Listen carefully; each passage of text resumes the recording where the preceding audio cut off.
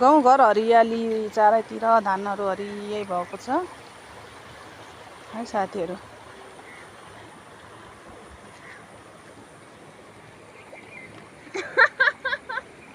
मेरो बहिनी एकदम मिठो मुस्कान दिँदैछ है गाइस।